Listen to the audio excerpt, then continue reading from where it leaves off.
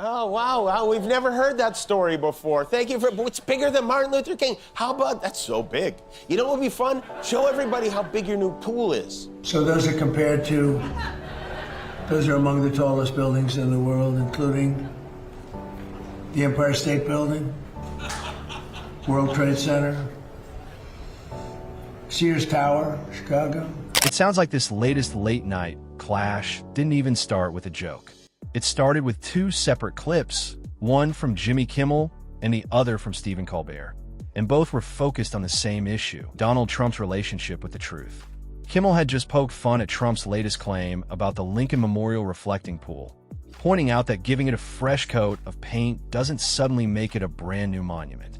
At the same time, Colbert was still at the center of the bigger late-night conversation after CBS moved on without him and was immediately dealing with tough ratings comparisons. Trump saw all the coverage and reacted angrily, but Kimmel didn't treat it like some typical celebrity feud. Instead, he put Trump's claim on one side of the screen and the actual headline on the other. There was no yelling, no over-the-top theory, just the statement, the cost, the comparison, and the visual. The audience laughed at first because Trump made the reflecting pool sound like it was some kind of skyscraper contest, as if making something look bigger on a graphic somehow proved leadership. Then Kimmel summed it up with a simple line: paint is not policy, and bragging is not building. So if you lay it on its side, you'd take 2 or 3 of them to fill it in, because the width is almost 200 feet wide. That pool, by the way, is the same size it was before he decided to paint it for $15 million. But it's bigger than skyscrapers now. I want to see him swim the length of that pool. Or even just the width of the pool. I want to see him strip down to a pair of red, white, and blue Speedos.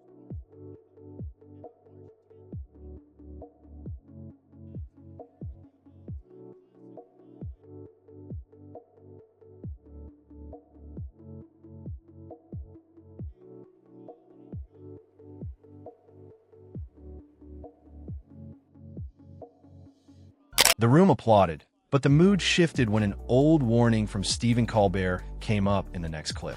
Over the years, Colbert had shown the same pattern again and again whenever Trump was the target of a joke backed by evidence.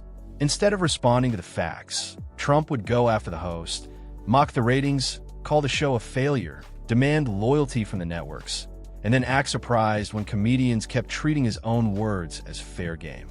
That was the moment the segment stopped being just another joke and turned into something bigger. Kimmel pulled up a simple timeline showing Trump attacking late-night shows, Colbert leaving CBS, CBS struggling on its first night without him, and Kimmel suddenly taking the top spot in the ratings. The audience caught the irony before Kimmel even pointed it out. Trump had celebrated Colbert's departure like it was a huge win, but the late-night audience didn't disappear. They simply moved, kept watching, compared the shows, and kept laughing. Kimmel looked at the timeline and said, I had a very good conversation. No, folks, I had a very good conversation with Mayor Fry. Just had a great relationship with his uncle, Mayor McCheese.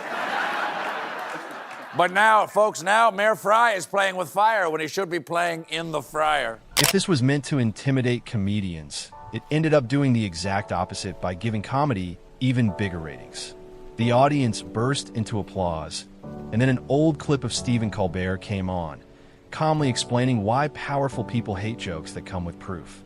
A joke by itself can be brushed off, but a joke next to a video clip is much harder to ignore. A joke next to a headline sticks in people's minds, and a joke backed by the public record becomes a real problem. Hearing that line again during Kimmel's segment changed the mood because it explained Trump's reaction better than any insult could. Kimmel then moved on to another example, this time focusing on Trump's repeated claim that every negative story about him is fake, unfair, or part of some conspiracy. He showed 3 simple examples: Trump's original claim, the headline correcting it, and then Trump's angry response attacking the people who reported it. The pattern was so consistent, it almost looked scripted: claim, correction, outrage. That was the moment the audience started laughing less because the evidence kept piling up. Kimmel said the most troubling part wasn't that a politician exaggerated, because politicians have always exaggerated. What worried him was when exaggeration started becoming the first version of reality, and anyone who challenged it was treated like an enemy of the country. Right on cue came the response Kimmel expected. A mock alert popped up reading, "Trump panics," followed by the familiar talking points: terrible ratings, failing hosts, fake news, unfair networks, and a classic line, "Nobody watches." Kimmel paused the graphic, pointed at those words, and joked, "That's always my favorite part." He says nobody watches with the accuracy of a man who watches every night. The room immediately broke into laughter again, but Kimmel didn't end the segment as just another roast. He said Colbert had already made the bigger point. When a leader wants comedians silenced, networks pressured, and jokes punished, the conversation is no longer just about entertainment. It becomes about public memory.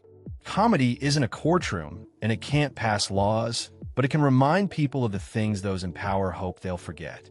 That thought settled over the audience, especially for older viewers who remembered a time when presidents were regularly mocked by cartoonists, newspapers, and late-night hosts without treating every punchline like a national crisis.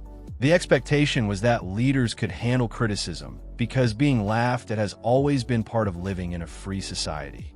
If power can't survive a joke, maybe it was never as confident as it claimed to be.